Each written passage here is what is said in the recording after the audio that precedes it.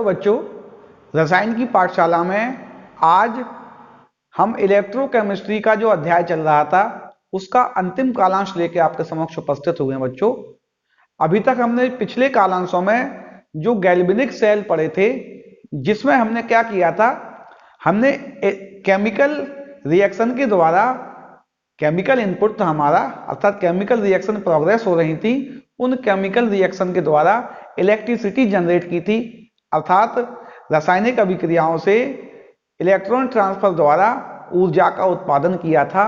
इस प्रकार के सेल हमने डेनियल सेल के रूप में पढ़ा था और इसके कई उदाहरण पढ़े थे।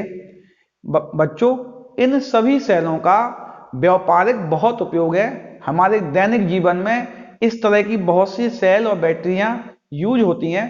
उनमें से कुछ सेल और बैटरीज को आपके समक्ष लेकर आया हूं। उनमें हम मुख्यतः दो प्रकार के सेल और बैटरियां पढ़ेंगे, प्राथमिक सेल और द्वितीयक सेल। जो बच्चों प्राथमिक सेल होगा वह रिचार्ज नहीं होगा, यानी कि वो चार्जेबल नहीं होगा, चार्ज नहीं होगा,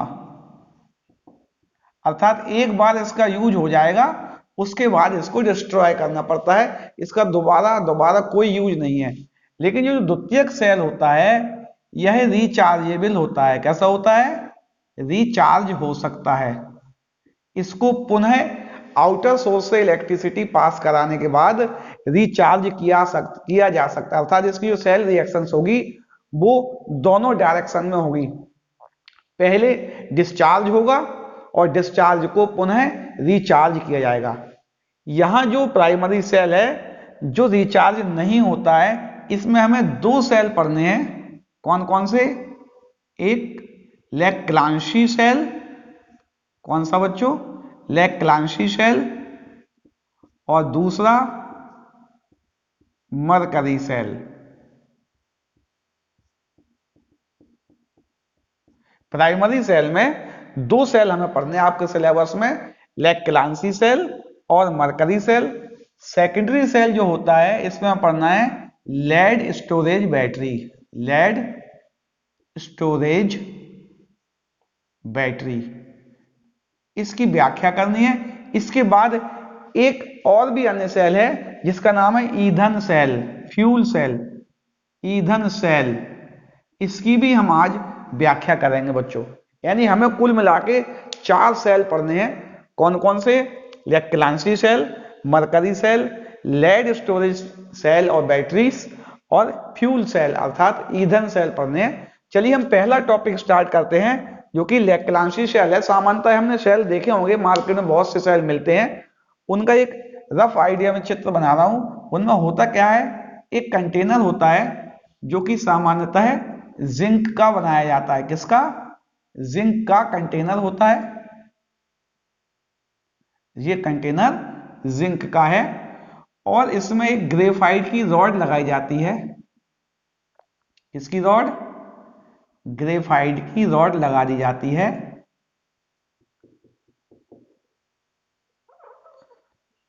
इसके चारों ओर ग्रेफाइट की जो रॉड होती है, इसके चारों ओर यहां जो खाली स्थान बच गया बेटा, यहां इन खाली स्थानों के बीच में MnO2 और कार्बन का पेस्ट भर दिया जाता है। कहां पे? जो खाली स्थान है इनको। और यह जब बंद होता है तो यहाँ पे एक ब्रास का कैप और लगा होता है बेटा। इसमें जब ये बंद हो जाता है एक कैप लगा देते हैं, आपने देखा होगा, ब्रास का एक कैप लगाइए। किसका है? ब्रास का एक कैप है, ब्रास कैप। ब्रास का एक कैप लगा देते हैं। अब जो खाली स्थान बचता है, इस खाली स्थान में, ये जो खाली स्थान बचा रह जाता है, इसमें ZnCl2 और NH4Cl का पेस्ट भर देते हैं। कहां पे? ये जो खाली स्थान बचा, इस खाली स्थान में ZnCl2 और अमोनियम क्लोराइड का पेस्ट भर दिया जाता है बच्चों। ये जो कंटेनर है ये एनोड का काम करता है। किसका काम करता है? एनोड का काम करता है, अर्थात यह इस सेल का निगेटिव टर्मिनल है। कौन सा टर्मिनल है? निगेटिव टर्मिनल है। ये जो कंटेनर है जिंक का, ये एनोड का काम करेगा। यह इस सेल का नेगेटिव टर्मिनल है। और ये ब्रास का कैप लगा हुआ ग्रेफाइट की रॉड है, ये इसका पॉजिटिव टर्मिनल है। कैसा? धनात्मक टर्मिनल है। यह कैथोड का काम करेगा। ये किसका काम करेगा? कैथोड का काम करेगा। अब कोई भी सेल जब बनाते हैं, हम जानते हैं एक एनोड होता है, एक कैथोड होता है, विद्युत अपघट्ट होता है और सेल रिएक्शंस होती हैं। ठीक है ना? अब हम इसकी सेल रिएक्शन और देख लें। इसमें सेल रिएक्शन क्या होंगी? एनोड ये है जिंक का, कैथोड ग्रेफाइट का है, और ये इतने पाउडर और पेस्ट भरे हुए हैं। किस किस का? मैग्नीशियम डाइऑक्साइड और कार्बन पाउडर का पेस्ट, और जिंक क्लोराइड और अमोनियम क्लोराइड का सॉल्यूशन भी है, पेस्ट है इनका भी। होगा क्या? एनोड पर ऑक्सीडेशन होगा। एनोड पर क्या होगा? ऑक्सीडेशन होगा। इस ऑक्सीडेशन में जो जिंक रॉड है वह 2 इलेक्ट्रॉन लूज करके Zn डाई पॉजिटिव बनाएगी, और सारा काम ये इलेक्ट्रॉन करेंगे। अर्थात हमारी जिंक रॉड जितना Zn डाई पॉजिटिव में कन्वर्ट होगी, उतनी ज्यादा इलेक्ट्रिसिटी फ्लो होगी। इस बात को में ध्यान रखना है, इसका यूज होना है बेटा भी। एनोड पर ऑक्सीडेशन रिएक्शन हो जाएगी। अब ये 2 इलेक्ट्रॉन क्या करेंगे? यह 2 इलेक्ट्रॉन कैथोड के पास आएंगे। किसके पास आएंगे? कैथोड के पास आएंगे, जिसमें MnO2 है। क्या है? जिसमें MnO2 भरा हुआ है, कार्बन के पाउडर के साथ इसका पेस्ट है। 2 इलेक्ट्रॉन यहां आए, साथ में ये जो अमोनियम क्लोराइड थी NH4Cl जो था, इसका आयनन हो गया और इससे NH4 पॉजिटिव बना, Cl नेगेटिव बना। इसका अमोनियम आयन भी बच्चों आएगा। क्यों आया इसकी व्याख्या भी अभी हम करते हैं। ये अमोनियम आयन क्या करेगा? अपना, चूंकि MnO2 एक ऑक्सीडाइजिंग एजेंट है, ये +4 में होता है। +4 से 2 की जगह 1 लिख दे रहा है अभी, Mn+3 में कन्वर्ट हो जाएगा। किसमें? +4 से +3 में कन्वर्ट होगा। कैसे कन्वर्ट होगा बच्चों? यह एक ऑक्सीजन रिमूव करेगा। ये क्या करेगा? एक ऑक्सीजन हटा के MnO बनाएगा और एक ऑक्सीजन अलग कर देगा। यही ऑक्सीजन क्या करेगी? ये NH4 पॉजिटिव है, इससे एक हाइड्रोजन आयन निकलेगा और वो यहां जाके इस ऑक्सीजन को पकड़ लेगा। अर्थात ये बन जाएगा MnO, तो बचा ये MnO और OH बन जाएगा। ये क्या बन जाएगा? MnO और OH बन जाएगा ये, और प्लस अमोनिया गैस निकलने लगेगी। ये हमारी दोनों सेल रिएक्शन हो गई। लेकिन अभी हमें एक बात और देखनी है कि यहाँ पे जिंक क्लोराइड क्यों मिलाया। चलिए, इसने तो बच्चों हमें NH4 दे दिया, इसका क्या रोल है? इस कार्बन का क्या रोल है? इनका तो यूज यहाँ हुआ ही नहीं है ना अभी। जिंक क्लोराइड का क्या रोल है और कार्बन का क्या रोल है, यह हमें देखना था। ये भी बाकी था। ये जो सेल तो आपका बन गया, अगर आप इतना लिख के आएंगे बेटा, आपको परीक्षा में पूरे नंबर मिल जाएंगे। क्योंकि हमें कॉन्सेप्ट पूरा समझना है, किसको क्यों मिलाया गया है, इसलिए थोड़ी जानकारी और कर लें हम। यदि यहाँ पे जिंक क्लोराइड नहीं होता तो अमोनिया तो बन ही गई थी। यह अमोनिया इस सेल की इलेक्ट्रिक कंडक्टिविटी को डिस्टर्ब करती, बीच बीच में अमोनिया गैस उत्पन्न हो जाती, जिससे इसकी जो इलेक्ट्रिकल कंडक्टिविटी है वो बाधित होती। ZnCl2 क्या करेगा? ZnCl2 क्या करेगा बच्चों? ZnCl2 Zn डाई पॉजिटिव और Cl नेगेटिव के फॉर्म में रहता है। ये जो अमोनिया आएगी, अमोनिया यहां घुस जाएगी और जिंक इसे पकड़ लेगा। किसको? ये जो अमोनिया है, अमोनिया को कौन पकड़ेगा? अमोनिया को जिंक पकड़ लेगा। ये अपने लोन पेयर इलेक्ट्रॉन के साथ जिंक के साथ मिलकर एक कॉम्प्लेक्स बना लेगी ZnNH3 का होल 4 Cl नेगेटिव। यह एक कॉम्प्लेक्स बना लेगी और जिंक क्लोराइड यहां जो अमोनिया थी निकलने वाली, उसको पकड़ लेगा और अमोनिया को बाहर नहीं जाने देगा, और एक कॉम्प्लेक्स बनाकर प्रेसिपिटेटेड होता जाएगा, अवक्षेपित होता जाएगा। ठीक है ना? इसका रोल समझ में आ रहा है आपको? अगर जिंक क्लोराइड नहीं होती तो यहां अमोनिया बनती और इलेक्ट्रिकल कंडक्टिविटी कम हो जाती। अर्थात जिंक क्लोराइड इसकी इलेक्ट्रिकल कंडक्टिविटी को बढ़ा रहा है। कैसे बढ़ा रहा है? अमोनिया को कैप्चर कर करके इसकी इलेक्ट्रिकल कंडक्टिविटी को बढ़ा रहा है। पहली बात हो गई है। दूसरी बात, कार्बन क्या करेगा? अगर कहीं मॉइस्चर है, अगर कहीं मॉइस्चर है तो वो कार्बन, दूसरी बात यहाँ एक काम और भी होता है, जब ये सेल हम देखते हैं यहाँ कार्डबोर्ड का लेयर लगी होती है। किसकी लेयर लगी होती है? कार्डबोर्ड की लेयर लगी होती है। वह लेयर मॉइस्चर को रोकती है, सेल के अंदर आने वाले मॉइस्चर को यह कार्डबोर्ड की लेयर रोकती है। इसके बाद भी यदि मॉइस्चर आ जाता है, वह मॉइस्चर इस कार्बन में आ जाता है। अगर कहीं से नमी आ रही है, इस कार्बन में नमी आ जाती है। क्योंकि यह प्राथमिक सेल है, अर्थात यह रिचार्जेबल नहीं होता।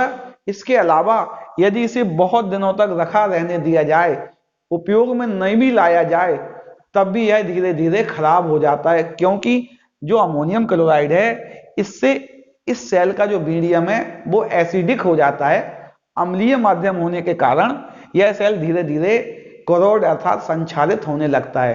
तो क्लांसी सेल आपको समझ में आ रहा है? सेल रिएक्शन क्या हुई, मैं दोबारा लिख रहा हूं, क्या हुआ था? Zn से Zn डाई पॉजिटिव बना था, 2 इलेक्ट्रॉन लूज हुए थे। यह 2 इलेक्ट्रॉन MnO2 अमोनियम आयन और इलेक्ट्रॉन्स मिलकर Mn+4 से +3 में कन्वर्ट हो गए, OH और O में, और अमोनिया गैस निकली। इस अमोनिया गैस को किसने पकड़ लिया? ZnCl2 ने पकड़ लिया। ठीक है ना? ये क्लांसी सेल समझ में आ रहा है आपको? इसको थोड़ा बच्चों मिटा दें। दूसरा सेल हम पढ़ते हैं, मरकरी सेल। प्राइमरी सेल का दूसरा सेल कौन सा है? मरकरी सेल को पढ़ते हैं बच्चों। प्राइमरी सेल का दूसरा उदाहरण मरकरी सेल पढ़ते हैं हम। क्या पढ़ रहे हैं? मरकरी सेल, जो कि प्राथमिक सेल का उदाहरण है। इससे पहले हम जो पिछला सेल पढ़ा अभी हमने क्लांसी सेल, उसकी सेल रिएक्शन नहीं लिखी है हमने। सेल रिएक्शन क्या थी बच्चों? Zn से Zn डाई पॉजिटिव बना था, 2 इलेक्ट्रॉन यहां से लूज हुए थे। ये 2 इलेक्ट्रॉन MnO2 अमोनिया के साथ जुड़ गए थे, और यहां पे क्या हुआ था? MnOOH बना था और एमोनिया गैस निकली थी। ये एनोड की रिएक्शन थी,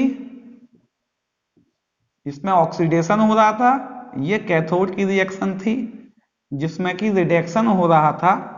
और जोड़ देंगे तो पूरी सेल रिएक्शन आ जाएगी। यहाँ 1 इलेक्ट्रॉन यूज हुआ था अभी, तो 2 का मल्टीप्लाई कर देंगे तो इलेक्ट्रॉन से इलेक्ट्रॉन कैंसिल हो जाएंगे, यानी रिएक्शन आएगी Zn plus 2MnO2 plus 2NH4 positive gives 2Zn di positive, Mn 2 और लगा दो, OOH और प्लस 2NH3। ये जो सेल होता है इसका वोल्टेज 1.5 वोल्ट होता है। कौन सा होता है? 1.5 वोल्ट। हमारे टॉर्चों में इस प्रकार के सेलों का बहुत व्यापक यूज हुआ है। ज्यादातर यही सेल यूज होते हैं। ठीक है ना? इसका करंट कितना निकलता है? 1.5 वोल्ट का। ये इसकी सेल रिएक्शन है। सेल रिएक्शन इसकी है। ज्यादातर सेलों में सेल रिएक्शन मेन है। सेकंड से अब दूसरा सेल आता है प्राइमरी सेल का, मरकरी सेल। मरकरी सेल का जो चित्र है बच्चों, जो फिगर है आपको स्क्रीन पर मैंने भेज दिया है। स्क्रीन पर आपको इसका फिगर दिख रहा होगा, आप ध्यान से देख सकते हो उसे। यहाँ पे क्या जो एनोड है, इस सेल में जो एनोड है वो जिंक एमेलगम का है। किसका है? जिंक एमेलगम का एनोड है। कैथोड किसका है? कैथोड जो है मर्क्यूरिक ऑक्साइड और कार्बन का पेस्ट है। क्या है? मर्क्यूरिक ऑक्साइड और कार्बन का पेस्ट है। एमेलगम क्यों लिया और पेस्ट क्यों लिया? पेस्ट, एमेलगम भी एक तरह का पेस्ट ही होता है। इसको इस स्थिति में क्यों लिया? ये होते सेमी सॉलिड, मतलब सॉलिड और लिक्विड के बीच की स्थिति होती है। सेमी सॉलिड इसलिए लिए जाते हैं बच्चों, इनमें फ्लो ऑफ इलेक्ट्रॉन्स बहुत फास्ट होता है, बहुत ज्यादा एफिशिएंसी से होता है, जिससे फ्लो ऑफ इलेक्ट्रिसिटी भी बहुत अच्छी होगी।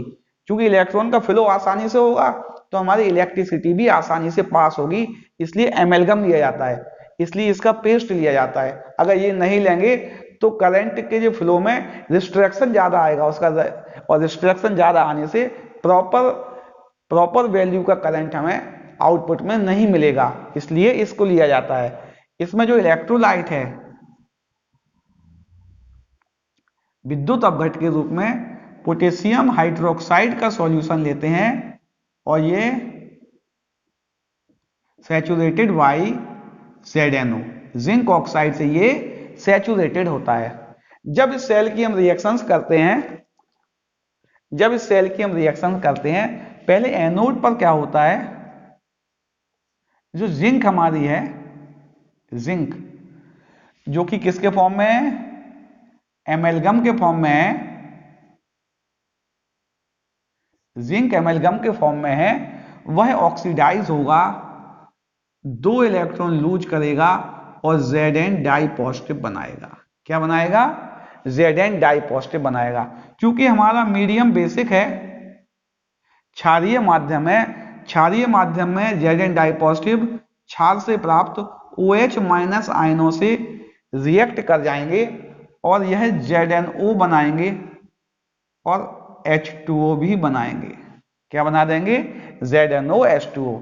बैलेंस रिएक्शन है, इसको जोड़ और दें, एनोड की रिएक्शन क्या हुई, ये कैंसिल हो गया, क्या हुई, Zn plus 2OH negative minus 2 electron ZnO plus H2O। ठीक है ना, बैलेंस भी है रिएक्शन ये। चलिए कैथोड पर क्या होगा, ये जो मर्क्यूरिक ऑक्साइड है HgO, ये क्या करेगा, इलेक्ट्रॉन को गेन कर लेगा।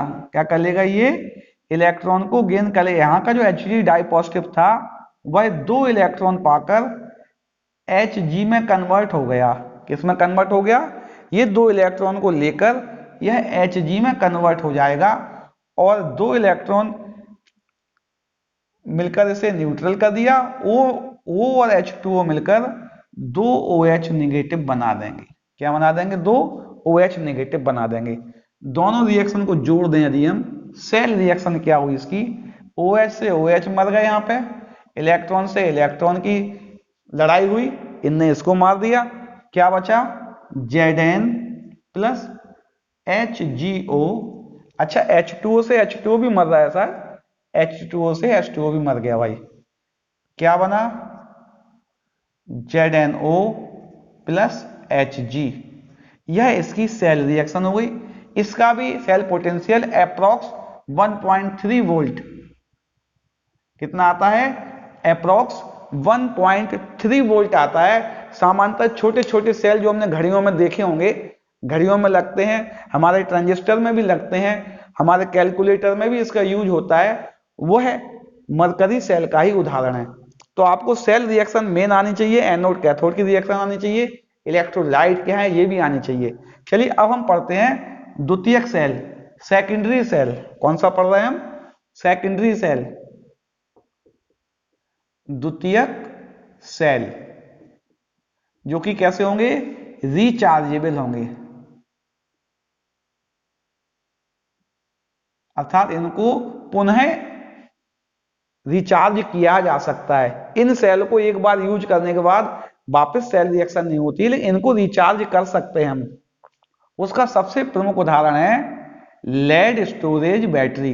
लेड स्टोरेज बैटरी, बैटरी क्या है बच्चों, बैटरी सेल का एक व्यापक रूप है। इसमें कई सेलों को एक श्रेणी क्रम में जोड़ देते हैं। सामान्यतः हमारे घरों में जो बैटरी यूज होती है उसमें 6 सेल जुड़े होते हैं। प्रत्येक सेल का वोल्टेज के हिसाब से 2-2 वोल्ट के सेल होते हैं। नॉर्मली 2-2 वोल्ट के सेल होकर 6 सेल जुड़कर 12 वोल्ट की बैटरी बन जाती है। 6 सेल होते हैं 2 वोल्ट ईच, तो 12 वोल्ट की बैटरी आती है। तो हम अभी एक सेल की व्याख्या कर रहे हैं, उसी तरह से सभी 6 सेलों की व्याख्या होगी। होगा क्या, इस सेल की व्याख्या हम करते हैं। अच्छा इसको पहले मिटा दें बेटा, क्योंकि जगह कम है, इसको मिटा दें फिर उसकी व्याख्या कर रहे हैं। द्वितीयक सेल में हम कौन सा पढ़ रहे हैं, लेड स्टोरेज सेल पढ़ रहे हैं, लेड स्टोरेज बैटरी पढ़ रहे हैं हम। जो कि रिचार्जेबल होती है। इसमें हम क्या करते हैं बच्चों, एक हम कंटेनर लेते हैं,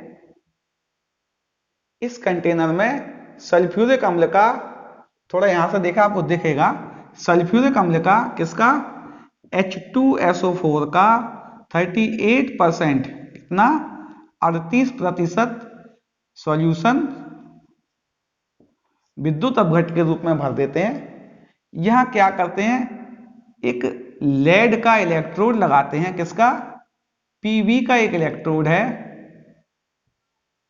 इसके ऊपर क्या होता है, स्पॉन्जी लेड, बारीक बारीक लेड की कोटिंग कर दी जाती है। इसके ऊपर क्या होता है, स्पॉन्जी लेड की कोटिंग कर दी जाती है, कोटेड बाई स्पॉन्जी लेड। और यह हमारा इलेक्ट्रोड एनोड का काम करता है।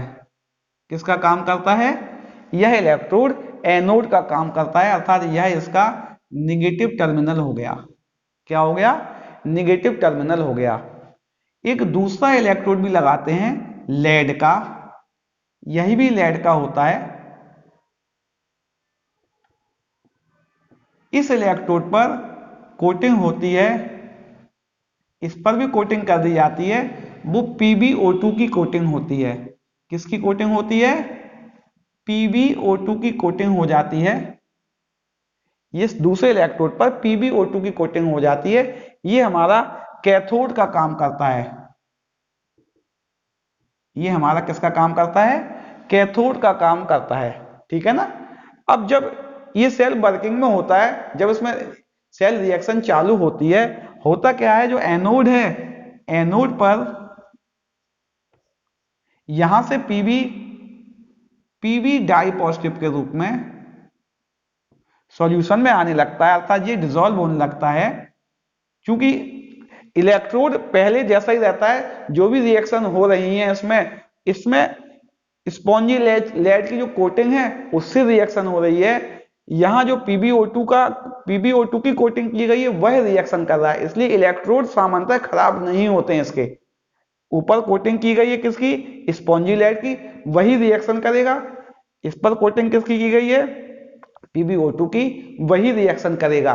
जब तक इनकी लाइफ 2-3 साल होती है, जब ये खत्म हो जाएंगे तो उसको दोबारा से डिस्ट्रॉय करके इलेक्ट्रोड यूज कर लिए जाते हैं, पुनः सेल बना दिया जाता है और पुनः बैटरी बना दी जाती है। रिएक्शन क्या होगी, ये जो पीबी का इलेक्ट्रोड था, इस पर जो स्पॉन्जी लेड की कोटिंग थी, उस स्पॉन्जी लेड में से पीबी डाई पॉजिटिव सॉल्यूशन में आएगा। क्योंकि सॉल्यूशन में हमारे पास SO4 नेगेटिव आयंस भी हैं, वह इसको पकड़ लेंगे, किसको, पीबी डाई पॉजिटिव। अर्थात पहले क्या होगा, एनोड पर जो पीबी है वह पीबी डाई पॉजिटिव में बदलेगा, 2 इलेक्ट्रॉन लूज करेंगे। ये जो पीबी डाई पॉजिटिव है, हमारे सॉल्यूशन का जो SO4 है, SO4 डाई नेगेटिव है, वह इस पीबी डाई पॉजिटिव को पकड़ लेगा। किसको पकड़ लेगा बेटा, पीबी डाई पॉजिटिव को पकड़ लेगा और PbSO4 बना लेगा। अर्थात एनोड की सही रिएक्शन क्या हो गई, SO4, पीबी से पीबी मर गया ये, तो क्या हुआ, P B plus SO4 di negative gives PbSO4 और 2 इलेक्ट्रॉन यहां से निकलेंगे। ठीक है ना। कैथोड पर क्या होगा, कैथोड पर क्या होगा, जो हमारा PbO2 था, क्या था, ये PbO2 की कोटिंग थी। ये जो PbO2 था यह क्या करेगा, SO4 डाई नेगेटिव, और चूंकि यह मीडियम एसिडिक है, यहां पे SO4 कुछ मर गए हैं, पीबी ने इनको पकड़ लिया है, पीबी डाई पॉजिटिव ने, तो यहां H+ आयन भी बचे रह जाएंगे। क्या बचे रह जाएंगे, H+ आयन भी यहां बचेंगे। वह क्या करेंगे, वह H+ आयन इस PbO2 को, इसमें Pb+4 था, क्या था, Pb+4 था, इसको पीबी डाई पॉजिटिव में कन्वर्ट कर देंगे। किसमें कन्वर्ट कर देंगे बेटा, पीबी डाई पॉजिटिव में कन्वर्ट कर देंगे। इस पीबी डाई पॉजिटिव को ये SO4 पकड़ लेगा दोबारा से और PbSO4 बनाएगा, प्लस 2H2O निकल जाएंगे। क्या निकल जाएंगे, 2H2O निकल जाएंगे बैलेंस करने के लिए। इस रिएक्शन को हम जोड़ देंगे, इलेक्ट्रॉन से इलेक्ट्रॉन मर गए, यहां पे इलेक्ट्रॉन भी लगेंगे बेटा, 2 इलेक्ट्रॉन भी आएंगे यहाँ पे, जब भी तो 4 से 2 बनेगा ना, इलेक्ट्रॉन से इलेक्ट्रॉन कैंसिल हो गए। चलिए क्या बना, Pb plus PbO2 plus 2SO4 die negative plus 4H positive. इसको 2H2SO4 भी लिख सकते हैं बेटा, क्या लिख सकते हैं, 2H2SO4 गिव्स कितने होगा भाई, PbSO4, 2 PbSO4 हो गए, 2 PbSO4 प्लस 2H2O। ये इसकी रिएक्शन हो गई है, ठीक है ना, ये इसकी सेल रिएक्शन है। जब सेल वर्किंग में था, जब सेल डिस्चार्ज हो रहा था, ये डिस्चार्ज की रिएक्शन है।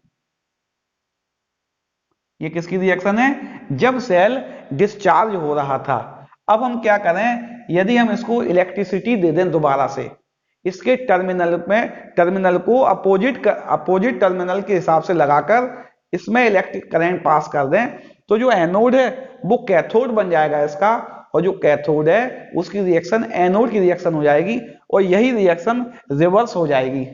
क्या हो जाएगी रिवर्स में, जो कैथोड होगा, कैथोड पर जो एनोड की रिएक्शन थी वह विपरीत हो जाएगी, अर्थात क्या हो जाएगा, PbSO4 2 इलेक्ट्रॉन गेन करेगा। ये जो रिएक्शन थी बच्चों ये उल्टी हो जाएगी, वो क्या बनेगा, Pb बनेगा और SO4 डाई नेगेटिव बनाएगा। यह 2 इलेक्ट्रॉन गेन कर लेगा। एनोड पर क्या होगा, एनोड पर ये वाली जो रिएक्शन लिखी थी ये उल्टी हो जाएगी, यानी क्या होगा, PbSO4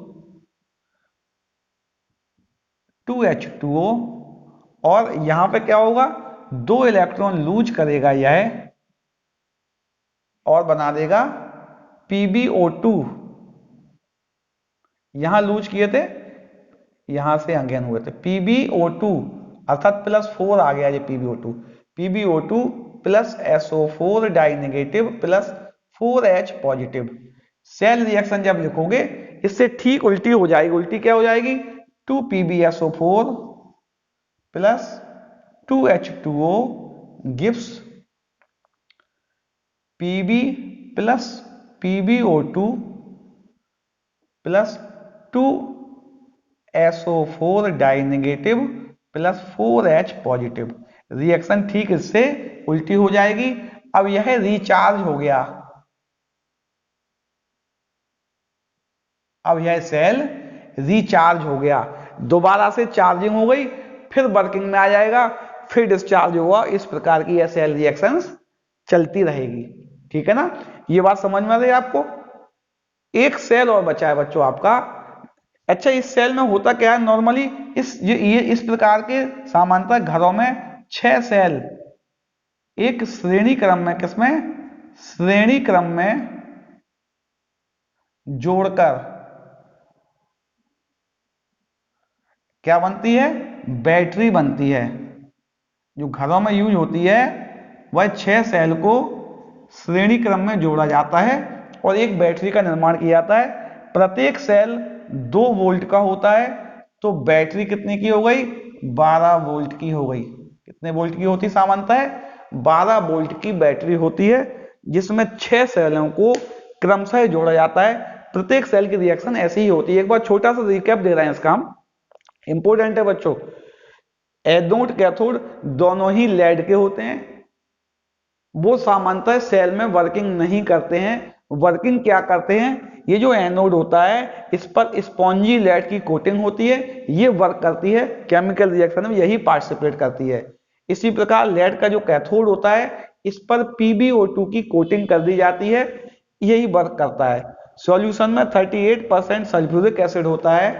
क्या होता है, 38% सल्फ्यूरिक एसिड होता है। ये इलेक्ट्रोलाइट का काम करता है, अर्थात विद्युत अपघट्य का काम करता है, ठीक है ना। इसके अलावा क्या है, एनोड पर जब रिएक्शन होती है, एनोड पर जब रिएक्शन होती है तब क्या होता है, जो लेड है ये डिसॉल्व होता है, Pb डाई पॉजिटिव बनाता है, जो कि PbSO4 के रूप में सॉल्यूशन में आ जाता है। कैथोड पर क्या होता है, PbO2 का, जो PbO2 है इसका रिडक्शन होता है PbSO4 में और सेल वर्किंग में आ जाता है। जब सेल डिस्चार्ज होता है तो अपोजिट रिएक्शन हो जाती हैं, एनोड और कैथोड की, और सेल पुनः चार्ज हो जाता है। इसको हम लिख सकते हैं टोटल रिएक्शन। एक बात और ध्यान दे देखिए बच्चों, यहाँ पे इस सेल रिएक्शन में वाटर एलिमिनेट हो रहा है। क्या एलिमिनेट हो रहा है? वाटर एलिमिनेट हो रहा है, पानी निकल रहा है। यहाँ टेम्परेचर भी बनता है और वाटर इवेपोरेट भी हो जाता है, कुछ जलवाष्प भी बदल जाती है। पानी कम होने से इसकी सांद्रता बढ़ जाती है, जो 38% है, हो सकता है 50 और 60% तक पहुंच जाता है। जब इसकी सांद्रता ज्यादा हो जाएगी तो कंडक्टिविटी कम हो जाती है। हमने पढ़ा है चालकता की वैल्यू सांद्रता बढ़ाने से कम हो जाती है। आयंस फ्री मोबिलिटी नहीं करेंगे, इलेक्ट्रॉन फ्री मोबिलिटी नहीं करेंगे और चालकता कम हो जाएगी। इसलिए बार बार इसे डाइल्यूट करने के लिए सेलों में हम पानी भी डालते हैं। क्यों डालते हैं? यहां जल निकलने से इसका कंसंट्रेशन बढ़ जाएगा, और कंसंट्रेशन बढ़ने से क्या होगा? इसकी चालकता कम हो जाएगी।